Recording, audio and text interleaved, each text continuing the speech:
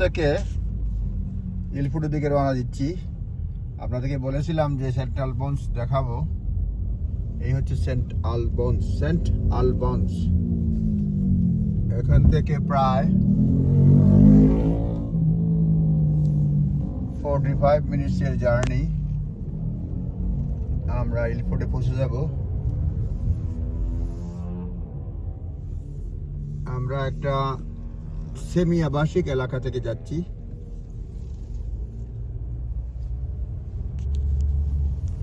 একটু পরেই মহাসড়কে উঠব। সেন্ট আলবন্স থেকে ইলফুট। এই দেখতে পাচ্ছেন গ্রামীণ এলাকা, যদিও এটা লন্ডন থেকে আর কি শহর বলা যায়, নারায়ণগঞ্জ, ঢাকা থেকে নারায়ণগঞ্জ এরকম। নারায়ণগঞ্জের ডিস্টেন্স জানে না। সামার চলে আসছে, ঠান্ডা থেকে সামারে উত্তরণের সময়। ডান দিকে একটা গেট দেখতে পাচ্ছেন, এটা হয়তো একটা মিল হতে পারে। সবকিছুই প্রযুক্তির উন্নয়নের পরে সবকিছুই চেঞ্জ হচ্ছে।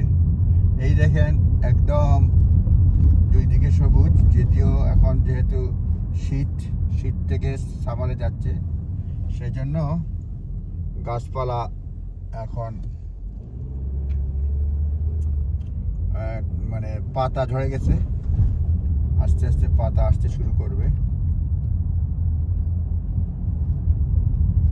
আমরা একটু পরে আবার আপনাদেরকে দেখাবো, যখন আমরা এই সবুজ থেকে বের হব তখন আপনাদেরকে আবার দেখাবো।